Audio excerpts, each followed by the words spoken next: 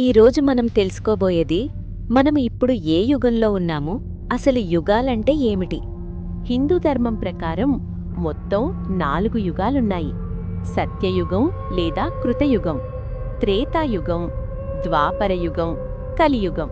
మనం ఇప్పుడు ఈ యుగంలోనే ఉన్నాం. ఈ 4 యుగాలు కలిపి ఒక మహాయుగం అంటారు. 1. సత్యయుగం అనేది 4 యుగాల్లో మొదటి యుగం. ఇది సత్యం, ధర్మం, శాంతి పూర్తిగా నిలిచిన యుగం. డ్యూరేషన్ 17,28,000 సంవత్సరాలు. ఇది ఒక మహాయుగంలో మొదటి భాగం. ధర్మం 100%. 4 పాదాలపై ధర్మం నిలిచి ఉంటుంది. అబద్ధం, మోసం, హింస లేవు. సత్యయుగంలో మనుషుల జీవితం సత్యవంతులు, శాంత స్వభావులు, తపస్సు ధ్యానంలో నిమగ్నులు. రోగాలు లేవు, పేదరికం లేదు, ఆహారం స్వయంగా ప్రకృతి నుంచి లభించేది. త్రేతాయుగం. త్రేతాయుగం అనేది 4 యుగాల్లో రెండవ యుగం. ఈ యుగంలో ధర్మం కొంచెం తగ్గినా ఇంకా బలంగా ఉంది. ధర్మం 75%. ధర్మం 3 పాదాలపై నిలిచింది. డ్యూరేషన్ 12,96,000 సంవత్సరాలు. త్రేతాయుగంలోని జీవితం రాజ్యపాలన వ్యవస్థ ఏర్పడింది. రాజులు ధర్మాన్ని కాపాడే బాధ్యత వహించారు. మనుషుల ఆయుష్షు దాదాపు 10,000 సంవత్సరాలు. త్రేతాయుగంలోని ప్రధాన అవతారం శ్రీరామచంద్రుడు, ఆదర్శరాజు, మర్యాదా పురుషోత్తముడు. రామాయణం ఈ యుగానికే సంబంధించినది. శ్రీరామచంద్రుడు. ద్వాపరయుగం. ద్వాపరయుగం అనేది 4 యుగాల్లో 3వ యుగం. సత్యయుగం, త్రేతాయుగాల తర్వాత ఈ యుగం ప్రారంభమైంది. జీవన విధానం రాజ్యాల మధ్య యుద్ధాలు పెరిగాయి.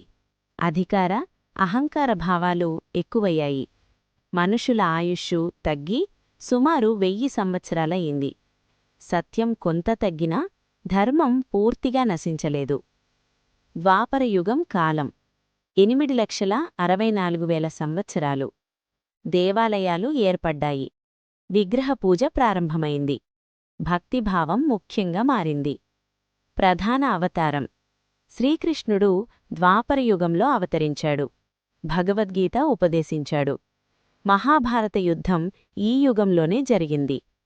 ద్వాపరయుగాంతం శ్రీకృష్ణుడు లోకాన్ని విడిచిన తర్వాత కలియుగం ప్రారంభమైంది. కలియుగం. మనము ఇప్పుడు ఈ యుగంలోనే ఉన్నాం. ధర్మం కేవలం 25% మాత్రమే. ధర్మం ఒకే పాదంపై నిలిచి ఉంటుంది. అధర్మం ఎక్కువగా వ్యాపిస్తుంది. అహంకారం, లోభం, అసూయ పెరుగుతాయి. సత్యం తగ్గి అబద్ధం పెరుగుతుంది. ఆయుష్ తగ్గి సుమారు 100 సంవత్సరాలు మాత్రమే ఉంటుంది. మానసిక ఒత్తిడి, భయం, అసంతృప్తి ఎక్కువవుతాయి. ఆరాధనా విధానం కలియుగంలో భగవంతుడిని చేరడానికి కష్టం కాదు. ప్రధాన మార్గం భక్తి, భగవన్నామ స్మరణ, జపం, ప్రార్థన. మంచి మనసుతో చేసే చిన్న పూజ కూడా ఫలిస్తుంది. కలియుగాంతం. కలియుగం చివరలో విష్ణువు యొక్క 10వ అవతారం కల్కి అవతరిస్తాడు. అధర్మాన్ని నశింపజేస్తాడు. ధర్మాన్ని పునఃస్థాపిస్తాడు. మళ్ళీ సత్యయుగం ప్రారంభమవుతుంది.